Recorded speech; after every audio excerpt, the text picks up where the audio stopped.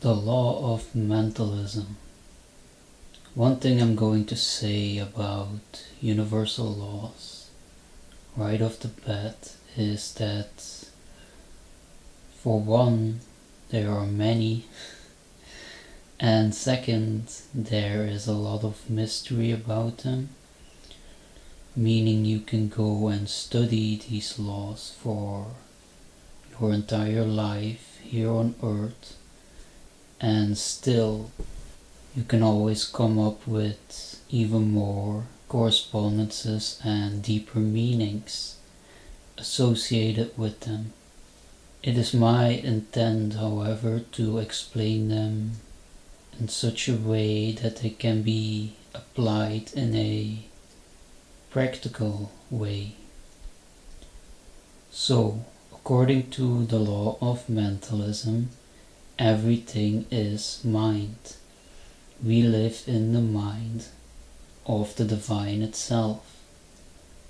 I personally just like to call it the collective. Other names like the collective unconscious or the Akashic records can also be used to describe the divine mind. You can view it like a sort of giant storehouse where everything that exists and ever will exist is stored. This is where the term "we are all one" comes from. What happens is that the collective has a way of manifesting itself into the phone or the laptop you are staring at right now. Everything outside you, but also that which is inside you. Your thoughts, your feelings. You can use your imagination, for example, and get a clean picture inside your head. Imagination is a funny one though. Hey, I just imagined what if this would happen to me, and then a friend replies with, "Oh, you just imagined that. That's not real." And yet you could say, well, it just happened. I just had the experience. Why isn't that real? Why do people have these kind of perspectives? A good way of explaining this is by looking at the story of Adam and Eve in the Garden of Eden. In the story, a serpent told Adam and Eve that if they would eat fruits from the tree of knowledge, the knowledge of good and evil, they would become like the Creator themselves, which they did. Good and evil, duality, the collective or oneness manifested itself in a world of duality, a dualistic world.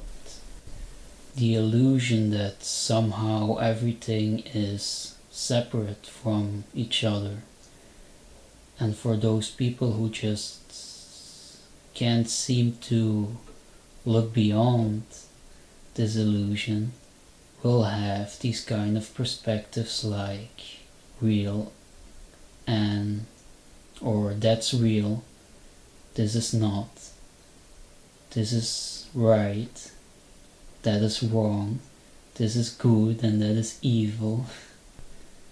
And yet the funny thing is that you consider something to be good, for example, but someone else views that same thing as bad.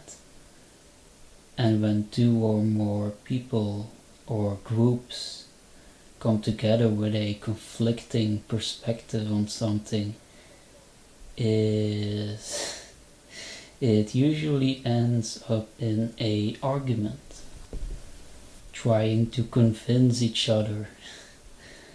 And sometimes it will even start a fight.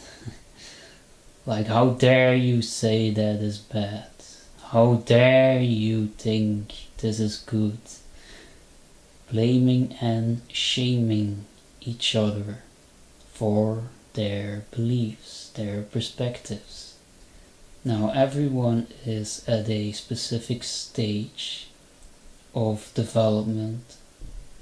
Now, my personal perspective of looking beyond this illusion of duality is looking at it in a perspective of polarity instead of duality.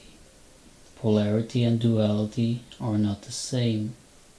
I will make a whole video, by the way, on the law of polarity in the future, but in short terms, a small example is, and this is also backed up by science, all emotions are only derived from two: love and fear. That is duality, the opposite, love and fear. If you would take a sheet of paper, write down love on one side and fear on the other side, then connect them with a line, polarity would be the two words and the line that connects them. And it's like,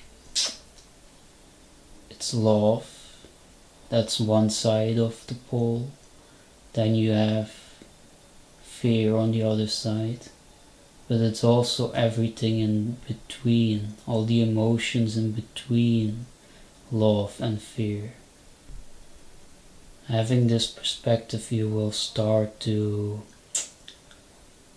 see that seemingly opposites are actually identical in nature, just different in degree, just like a magnet has a south pole and a north pole, but it's still one magnet.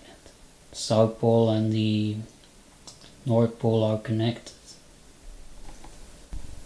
Now you start viewing things more in oneness again.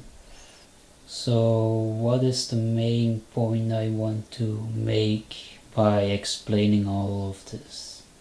Within this video you may have noticed that I use the word perspective quite a lot. Just like the creator, the collective, the divine mind, whatever you want to call it, manifests everything that exists inside of itself, so do you manifest every experience within your own life. Everything starts within the mind, and the perspectives you have inside of it will dictate your actions, your emotions, and in turn the material things and experiences you will manifest. This is why wealthy people, for example, will always say you gotta change your mind. Wealthy mindset attracts more wealth. And a poverty mindset will attract only more poverty. Because why? Well, it's simple, right? If you have a victim mentality, a victim mindset, what is that going to say about your actions? This is what the serpent meant with you will become like your creator. Now you have your own mind that manifests things. You see, my perspective on authority is very different from that of most.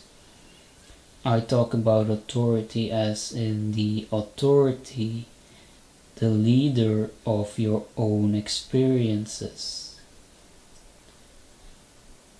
With that all being said, I'm gonna end this video right now. Hope you gained some new perspectives from this. And in the next one I will go more into the practical use of this. How do you change your mindset? What do you gotta do? Thank you for your time.